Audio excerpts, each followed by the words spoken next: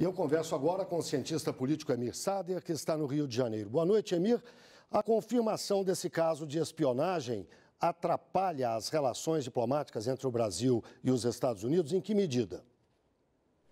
Já estavam complicadas, né? Pelas denúncias anteriores que já eram muito graves.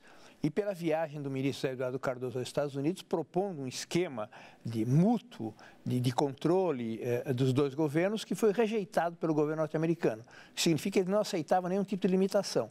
A proposta era a possibilidade de cada governo investigar casos específicos no outro país, com conhecimento e com autorização do governo. Não aceitaram isso. Essa agora é de uma gravidade inominável. Eu acho que coloca o Brasil numa situação, como acho que o próprio ministro Cardoso falou, se o Brasil aceitasse simplesmente viajar aos Estados Unidos nessas condições, aceitaria ser um país subalterno. E, Emir, esse caso não atinge só o Brasil, atinge também o México. Ele demonstra uma certa fragilidade desses dois países, especialmente diante dos Estados Unidos, no que diz respeito às comunicações. Bom, se viu que não tem nada a ver com terrorismo, né? Tem a ver se o Brasil e o México são países aliados, inimigos ou que problemas surgem. No caso do Peña Nieto, era em junho.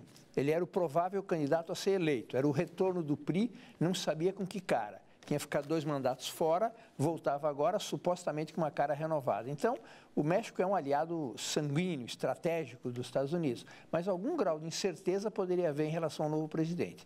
Em relação ao Brasil é diferente. O Brasil está num esquema de inserção internacional autônomo em relação aos Estados Unidos, que privilegia os processos de integração regional, privilegia as alianças Sul-Sul e não tratado de livre comércio com os Estados Unidos. Então, se o México até suscitava desconfianças, imagine o Brasil. Ora, Emir, o governo brasileiro está falando em recorrer a foros internacionais, a ONU, provavelmente. O que pode ser feito nesse caso? Bom, os presidentes do Mercosul já tinham levado a questão para as Nações Unidas, num esquema de denúncia anteriormente existente. Agora, eu não sei exatamente do ponto de vista legal o que pode acontecer. Agora é grave uma reiteração dessa ordem. A Dilma tem um discurso importante a fazer na Assembleia das Nações Unidas. Se for tocado nesse nível, é uma mancha grave.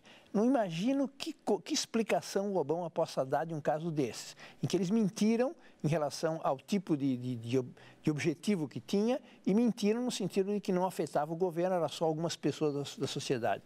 É inimaginável o tipo de justificativa. O governo deu uma semana, vamos ver o que o Obama diz e como fica a viagem ou não da presidenta Dilma Rousseff aos Estados Unidos.